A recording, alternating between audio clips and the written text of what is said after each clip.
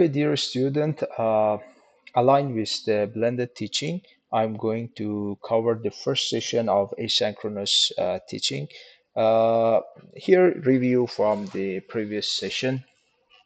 Permeability, if we have a core or toroid, where that toroid core is vacuum or air, is not any iron, steel, or blah blah blah. Okay, we should consider permeability of free space, which is mu zero. Mu zero is considered as B over H, which we cover by here, B equal to mu H, magnetic field. Then this mu zero is 4 times pi times 10 uh, power of minus 7 henries over m. So this one you can, I think you learned in the secondary school, of course. But in the case if our core is not vacuum or air, this mu, the mu is considered as mu zero times mu r.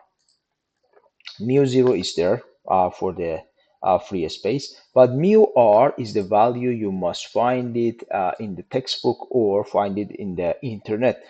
In case of exam, I will provide the value of that one for you. So mu r is called relative permeability, just a number. There is no unit for that one. Okay.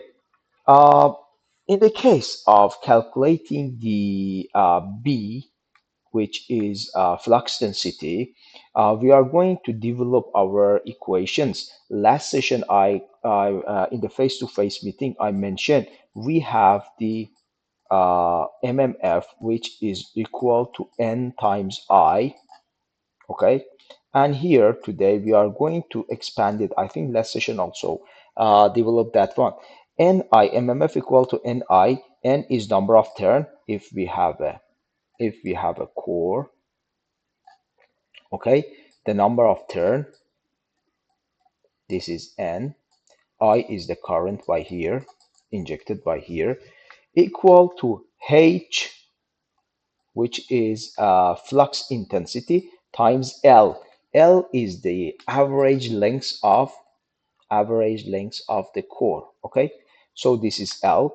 I'm going to expand it in the future. You will see reluctance times phi. Okay, so later in the next slides you will see this one.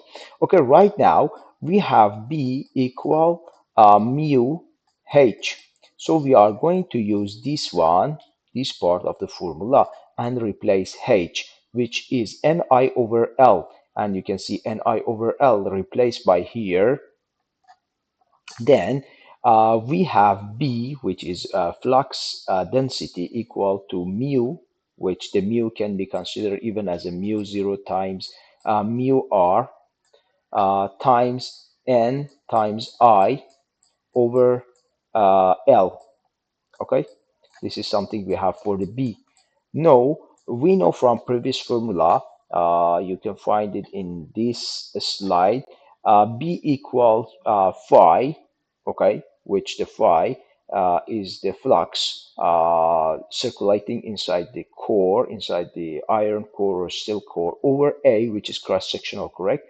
So we can write it phi equal B times A, and we have B by here. So you can replace B by this formula and you will find the total phi in the core.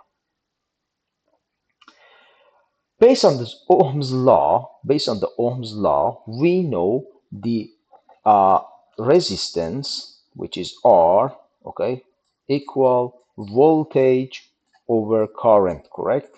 Okay, here in the magnetic circuit, this is for the electric circuit, okay? In the magnetic circuit, we have another formula.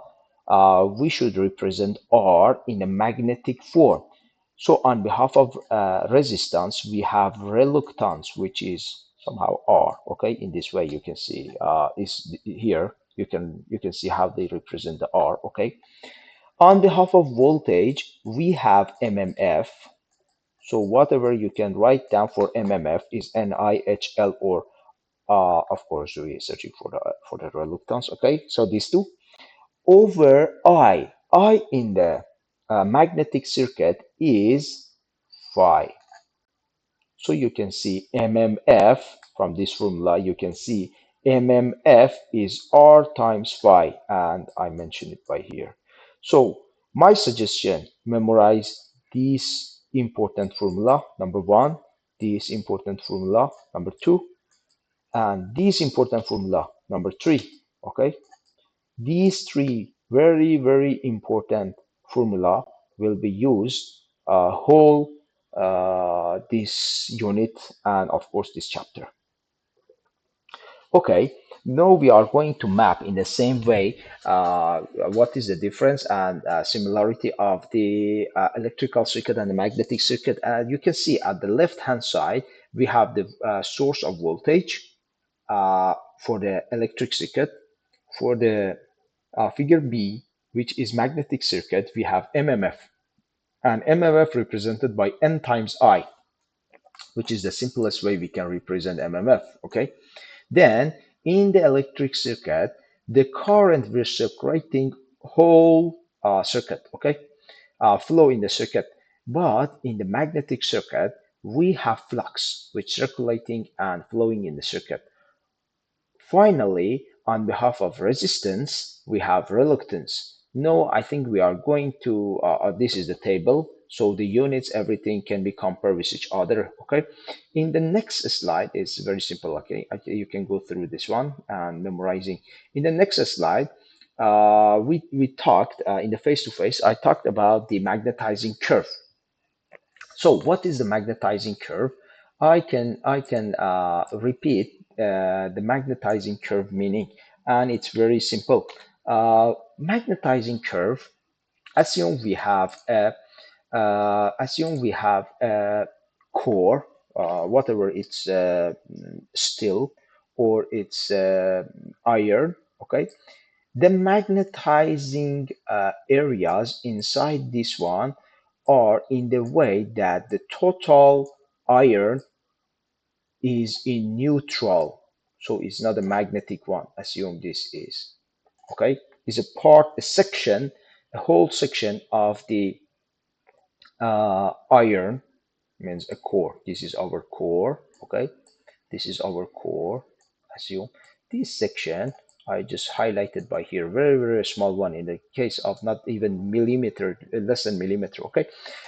Then the magnetizing area inside this one is that way, one is this way, one is up, one is down, one goes inside as X, one coming out as dot. So again, can be repeated down, up, this way, that way. So the total is, I should say the total is neutral, okay? This way, dot x, maybe this way, okay? Assume this is our core. So next step, we are going to put this one inside a magnetic field. So what is the magnetic field? Of course, is a permanent magnet, correct? So assume we have a permanent magnet around this one.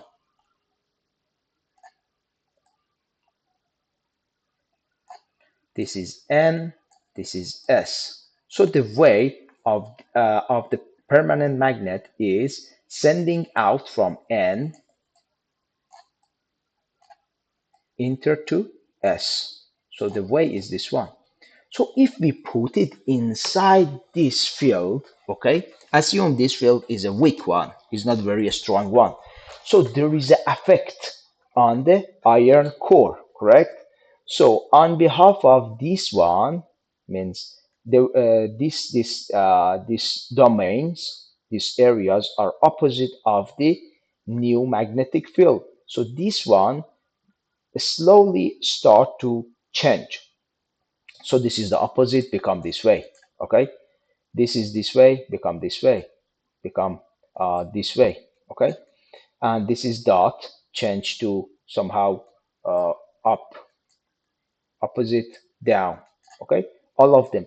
Now gradually increase the magnetic field of this ns in the first step is only implement 10% of the power.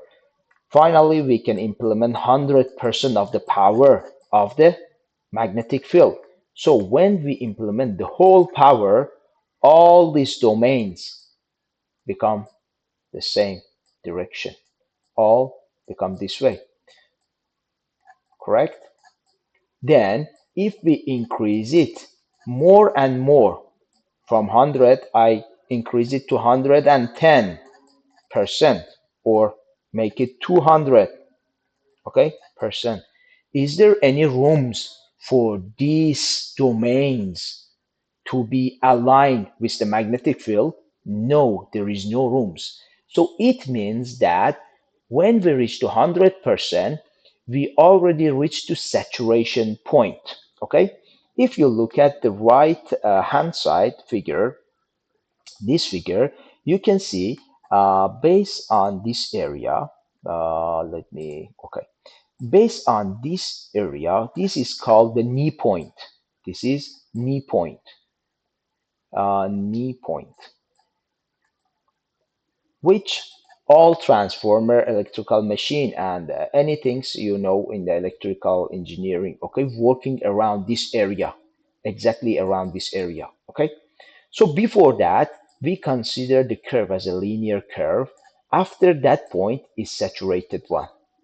So before that, before reaching to the knee point is exactly 90% or 80% to 100%. Okay, you never we can never reach to the 100% in the ideal idea. Okay, so 80 to 90%. Okay, assume 80 to 90% all around this area. But when we are increasing the value over 90%, what happened? It's saturated. On the other way, I can represent this one in this way. Uh, in this way. Um, Again, this is the knee point, correct? Okay, the knee point is our reference. Okay, in the knee point, until the knee point, this graph is assumed to be linear. Okay, after that one is saturated. So before during in the linear area, assume we implement the h as as this value, which is 2000. So here we reach to a value around give me a value, guys, around 0.4.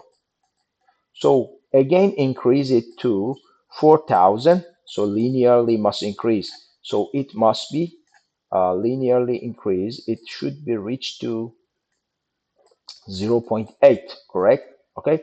But in this area, when we increase it h over 5000, okay, assume we increase it to in the 5000 we reach to value which is 1.5, okay, 1.5. Right now I increase it 7000, and we expecting that this increment, okay, increase it a lot, but this one reached to 1.7. So you can see it's saturated here, increasing by 2000. Each one become two times. This one is less than two times. So it means that your core becomes saturated. It looks like we have a highway. This highway can accept settle of cars. If we increasing the number of cars, what happen? Congestion happen. So the congestion here exactly the same as meaning of saturation. I mentioned this one. What's the meaning of domains and knee points? Okay, direction of the flux by the core. I mentioned this one in the class. So you can using your right hand side, right hand to explain and see how the current can affect the direction using your right hand. B, you can see the thumb, your thumb is the B. So the direction of the your finger can turning by the wire. It's very simple. If you can remember, of course, for those calculating the R in the power system, if you reviewed, I think you are not, you're year two. Okay, sorry. So the reluctance, okay, let me talk about the reluctance. Reluctance is going to be calculated in another way. The reluctance, if you can remember by this calculation, reluctance is equal 1 over mu L over A, as you can see by here. Okay, or in the other way we can represent it, the reluctance, as a mmf over phi, which mu a is b, correct? Oh, sorry, it's not. Sorry about that one. Again, you can memorize this formula, okay, on the other way. So reluctance is 1 over mu L over A is another way to calculating the reluctance for the magnetic circuit. Before that, we said mmf is equal reluctance times phi. So if we calculate the phi and we know the mmf from the other formula, we can calculate the reluctance. In a way, we don't have the mmf, we can using the mu permeability, a cross-sectional, and the length of the core. That one also working for us. We have 1 over R, which is 1 over reluctance. We can calculate the permeance. Permeance, okay, as we mentioned, R in electrical circuit is equal reluctance, okay. We have G,